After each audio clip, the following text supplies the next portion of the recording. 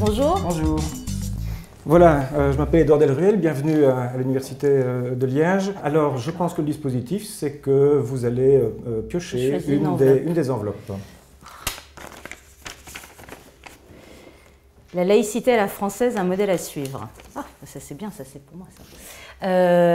Oui, je pense, oui, c'est un modèle à suivre. Si on l'applique exactement tel qu'elle a été définie en 1905, je pense que c'est le seul modèle qui peut nous assurer d'éviter d'avoir le religieux, donc la morale qui pénètre l'espace public et qui crée de fait une discrimination, parce que de toute façon, toutes les religions ont une base discriminatoire. Tant qu'elle est spirituelle et qu'elle s'exerce à l'intérieur, c'est très bien. Dès qu'elle veut s'imposer et qu'elle veut être morale, elle est dangereuse. Voilà, mais qu'est-ce qui ferait, si je peux me permettre de vous demander de préciser, la laïcité à la française? C'est-à-dire, qu'est-ce qui la distingue de C'est la séparation absolue du religieux et du séculaire. C'est que le religieux n'a pas à intervenir dans les décisions d'État. Et le religieux, là, on a vu beaucoup de religieux suite aux attentats de Paris. On a vu énormément de religieux dans l'espace public. Certains même, après les événements qu'il y a eu suite à Gaza cet été, des religieux à Sarcelles qui demandaient à revenir dans les écoles pour expliquer le religieux. C'est pas du tout ni un curé, ni un rabbin, ni un imam d'expliquer le religieux, mais à des professeurs, parce qu'il y a étudier le religieux en tant que fait historique et étudier le religieux en tant que dogme, en tant que religion, et c'est pas du tout la même chose. Je me permettais de poser la question parce que pour les Belges, évidemment, parler de la laïcité à la française, c'est tout de suite de se demander s'il faut appliquer le même dispositif, évidemment. Et il est d'une particulière acuité en Belgique actuellement, notamment suite aux événements du 7 janvier. Vous ne savez peut-être pas, mais la Belgique n'est pas un État laïque, c'est un État neutre, et tout de même, je pense, d'une véritable neutralité, mais ce n'est pas un État laïque. Et vous avez notamment des choses qui, je sais, sont très bizarres pour les Français, que l'école publique organise en son sein même des cours de religion. Donc ça, c'est évidemment tout à fait contraire au principe de laïcité. Et pour ceux qui ne sont d'aucune religion, il y a un cours de morale dit non confessionnel, de morale laïque. Ce qui fait d'ailleurs que la philosophie n'est pas enseignée dans le secondaire en tant que telle en Belgique. Autre grande différence, effet collatéral. Et bien dommage. Voilà, exactement. Effet collatéral de l'absence de laïcité. Alors comme ces cours de religion et de morale sont actuellement très décriés, ça ne fonctionne pas bien, et puis ça sépare les élèves, évidemment, selon leur identité, ce qui n'est pas bon. Il est de plus en plus question de création de cours. Laïcité, voilà. Et du cours mais d'histoire de religion, c'est passionnant. On n'est pas obligé de faire tout de suite des cours de religion, mais d'histoire de religion, pour avoir un détachement vis-à-vis de la chose, c'est plutôt bien. Voilà. Et avec l'idée aussi d'éduquer à la citoyenneté, c'est-à-dire pour moi au droit, notamment la primauté de la loi de l'État sur toute autre forme de loi, à commencer par les lois religieuses, et évidemment de compréhension du fait religieux, et si c'est possible, de faire un peu de vraie philosophie. Donc si la laïcité c'est ça, à la française, alors évidemment moi je signe à deux mains.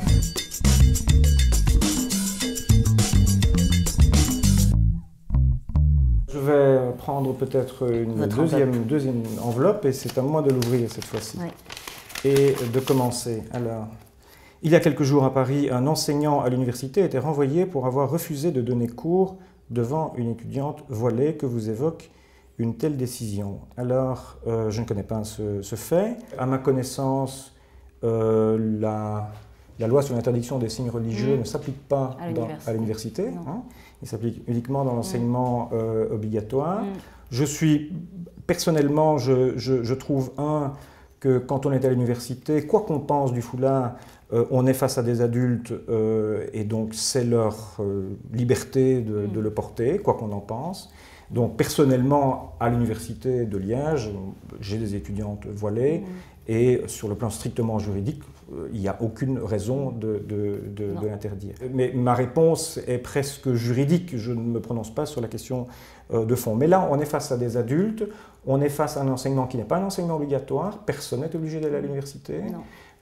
alors que tout le monde est obligé d'aller à l'école. Donc là, je ferai un distinguo à titre personnel. À titre personnel, je suis partisan de l'interdiction des signes religieux dans le secondaire, mais à nouveau, différence avec la France, ce n'est pas le cas en Belgique. On ne sait pas très bien quelle est la règle. Chaque école fait un peu ce qu'elle veut. Ce qui était le cas en France aussi. Voilà, donc on est dans l'état de la France avant 2004. En Belgique, chaque école fait un peu ce qu'elle veut, chaque pouvoir organisateur fait un peu ce qu'il veut.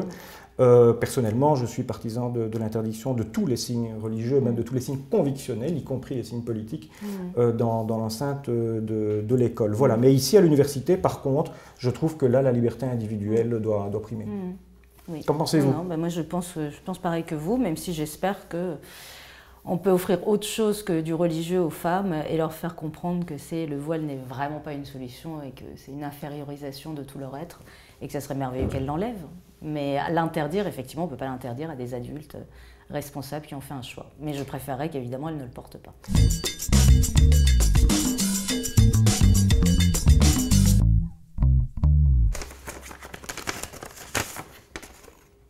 Le débat sur le voile prend-il trop de place?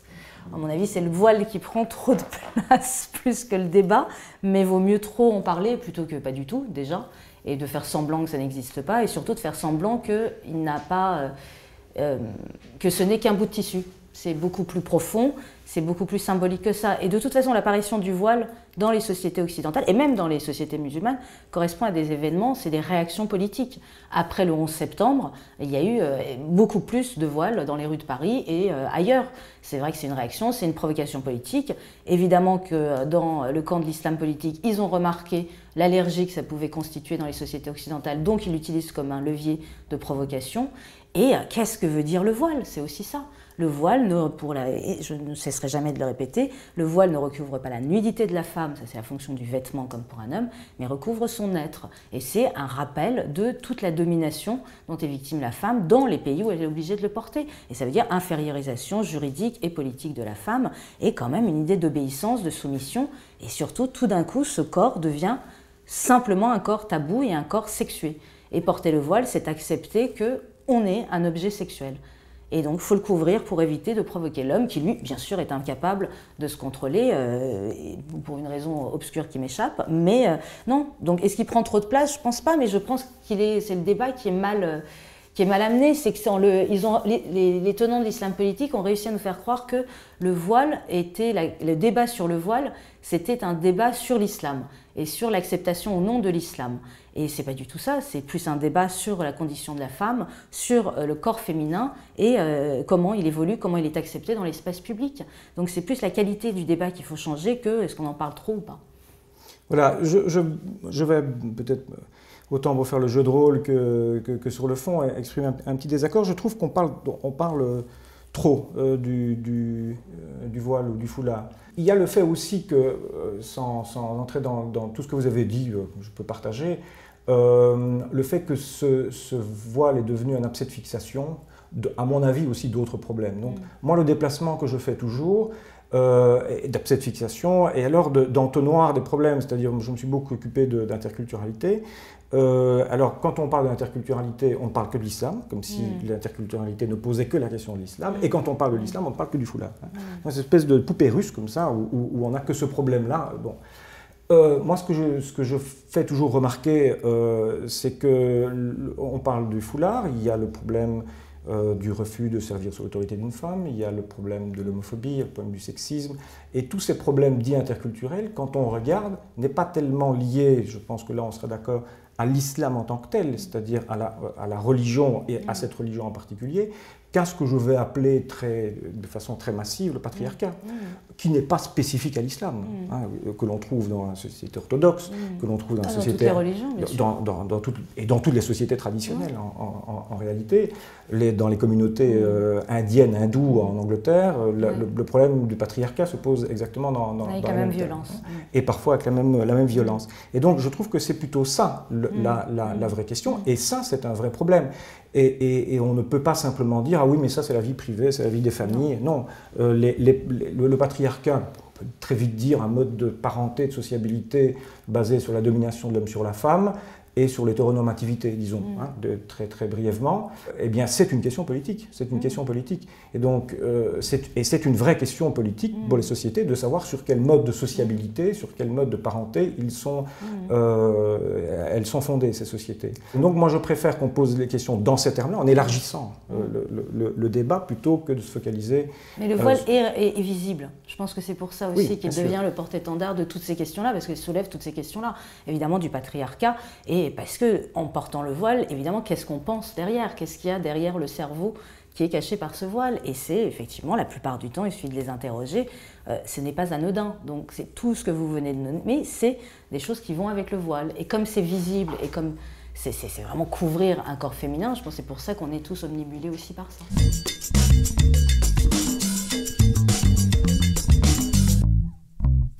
Alors, à nouveau, le voile égale soumission.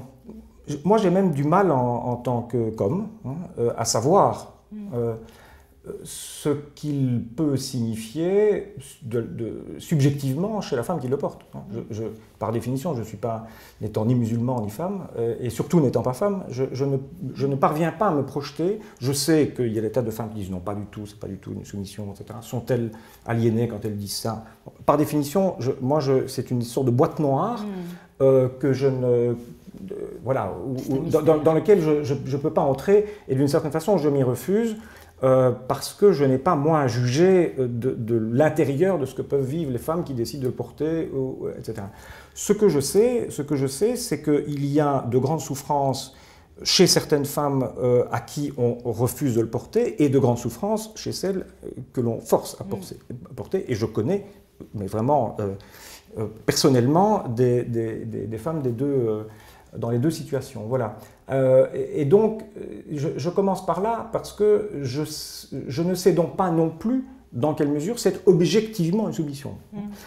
Mais ça, c'est plus vous, avec votre expérience, votre histoire, qui pouvez dire dans quelle mesure, dans certaines situations sociales et politiques, ce l'est ou pas. Voilà. Oui, mais en même temps, c'est pas en tant que femme ou en tant que musulman, c'est à quoi correspond le voile. Et effectivement, quand il y a une révolution iranienne islamique en Iran en 1979, la première décision, c'est celle de couvrir les femmes. Et c'est une république islamique. Donc c'est une république qui va appliquer la charia. Et la charia, le droit musulman, est objectivement inégalitaire. Et donc du coup, quand en Iran, un homme tue une femme, il n'est pas condamné, puisque la femme est considérée comme la moitié d'un homme. Et le voile, quelque part, chapeaute tout ça. C'est dans des sociétés où les femmes sont obligées de le porter, elles sont juridiquement, politiquement, socialement inférieures aux hommes. Ça, c'est une réalité. En France, l'égalité, ou en Belgique, existe, même si au niveau du travail, il y a encore beaucoup à gagner, même au niveau de quelle nature de travail, les femmes étant toujours renvoyées vers le même travail, et ça dévalorise, quand il y a beaucoup de femmes, ce travail est dévalorisé, ne se masculinise plus. Bon, on a tout ça, on a d'autres problèmes qui existent, mais c'est toujours dire « j'éprouve le besoin de me couvrir parce que je suis un danger ». Partant de là, c'est quand même un danger, donc je suis obligée de me cacher, de mettre en soumission. Et je trouve que même esthétiquement, ça fait ressembler toutes les femmes à la même femme. Tout d'un coup, il n'y a plus d'individualité ou de personnalité. Et d'un coup, il n'y a plus des femmes, ça devient une femme, une espèce de masse comme ça homogène, et je trouve ça assez repoussant. Quand on voit les images des femmes en Iran, toutes recouvertes de tchador pendant les manifestations, vous êtes incapable de discerner leur âge, leur individualité, rien. C'est juste une masse noire qui déboule comme ça dans les rues, c'est absolument terrifiant.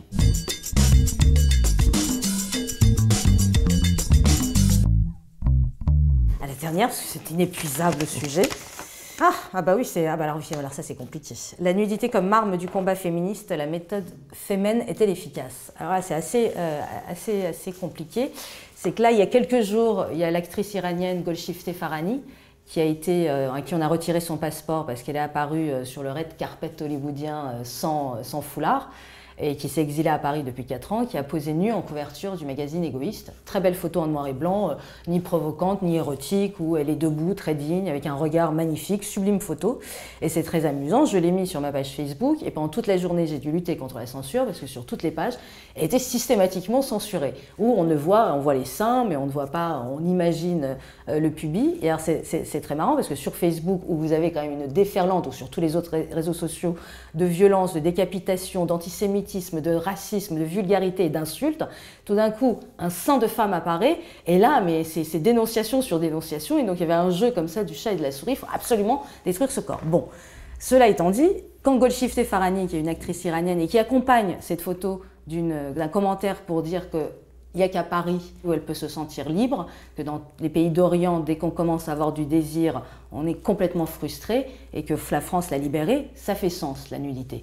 Parce qu'elle est d'origine iranienne, parce que dans ces cas-là, venant d'un pays où le corps est absolument tabou, sale, dangereux, tout d'un coup afficher cette nudité, ça fait vraiment sens. Exactement comme Alia El Mahdi en Égypte en 2011, quand elle a posté une photo d'elle, pareil, d'une sobriété magnifique, et l'accompagnant d'un texte pour dénoncer l'hypocrisie de la société égyptienne et les enjeux de la révolution, et en réclamant que ce soit le regard sur ce corps qui change, et non pas ce corps qui soit couvert. Donc là, il fait sens.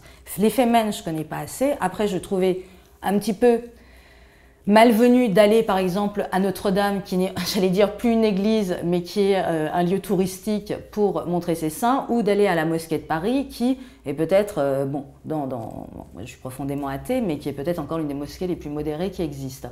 Donc d'aller là et ne pas aller devant une mosquée salafiste, bon, ce n'est pas assez pensé, à mon humble avis.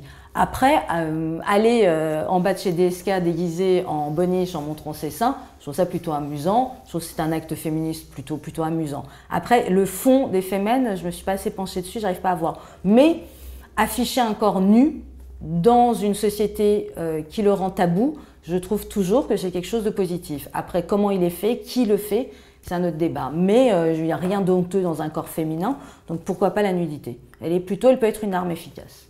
La seule chose que je peux rappeler, simplement d'un point de vue un peu plus théorique et sans faire le cuistre, mais il y a toujours eu deux formes de féminisme. Il y a un féminisme où dans tous les cas, il s'agit de combattre la domination masculine et d'essayer de promouvoir l'égalité entre l'homme et la femme. Et il y a deux grandes formes de féminisme. Il y a le féminisme qui consiste à... Et je pense que c'est plutôt dans cette veine-là que vous vous trouvez, et donc votre réponse ne m'étonne pas, qui consiste à dire la femme doit assumer cette différence sexuelle, c'est-à-dire assumer sa féminité, assumer ce qu'est son corps, et assumer le droit à la sensualité, etc. etc. Donc, qui est l'affirmation de la féminité comme étant une forme de corps et d'expression et d'être égale à celle de l'homme. Et puis vous avez un autre féminisme qui est presque historiquement le féminisme historique en réalité, qui vient même de Simone de Beauvoir, qui est de dire finalement c'est la différence sexuelle elle-même, la différence entre en tout cas le féminin et le masculin, qui est déjà au départ le piège. On ne naît pas femme, on le devient, la fameuse phrase de Simone de Beauvoir, ouvrant le deuxième ou troisième chapitre du deuxième sexe. Et où là, l'idée, c'est plutôt, il faut plutôt déconstruire les marqueurs. Oui. Mais l'un n'empêche pas l'autre. Et dans ce cas-là, évidemment, la féminité comme arme féministe, ça cadre moins bien, évidemment, a priori.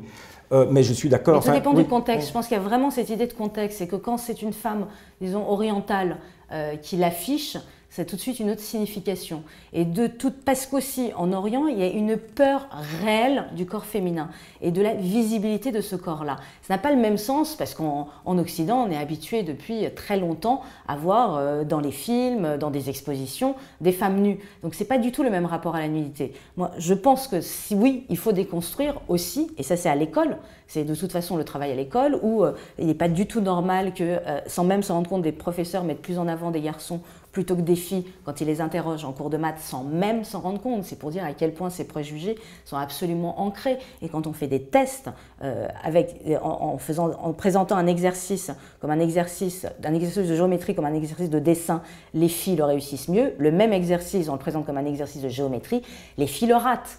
C'est quand même extraordinaire parce qu'avec cette répétition, les filles ne sont pas bonnes en maths. C'est extraordinaire. Donc ça fait partie de la déconstruction et ça, il faut de toute façon. Mais après, vouloir cacher ce corps ou vouloir dire qu'il est exactement celui d'un homme, non. Parce que de toute façon, l'histoire du corps féminin proprement dit a tellement été une longue histoire de vêtements. Le vêtement, le recouvrir, porter le pantalon, porter la jupe, le corset. Donc, de toute façon, qu'on nous veuille ou non, il est là et il porte une histoire qui est une histoire. Et moi, je trouve l'histoire du vêtement extraordinaire à cet égard-là. Donc, parce qu'on a cette histoire-là, on ne peut pas faire comme si ce corps n'existait pas et qu'il n'était pas absolument différent de celui des hommes. Après, se marcher nu dans la rue en disant « je suis libre », c'est absolument absurde. Mais il faut quand même toujours prendre en compte ça, c'est que l'histoire, la longue histoire du corps féminin, recouvert, découvert, corseté, le pantalon est toujours interdit officiellement en France. On n'a jamais abrogé ce décret-là. Il fallait demander autorisation au préfet de police. Rachid, Georges Sand, toutes ces femmes l'ont fait. Elles ont demandé autorisation. Et il fallait que ça corresponde à leur métier, etc.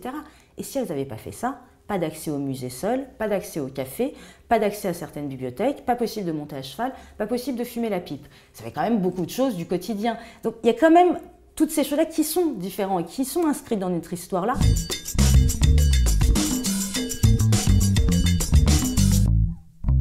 Il reste une enveloppe. Dernière enveloppe. Ah, que retiendrez-vous de cette rencontre à Liège? Et ça, c'est trop drôle. On a les mêmes interrogations et les mêmes questionnements et les mêmes problèmes.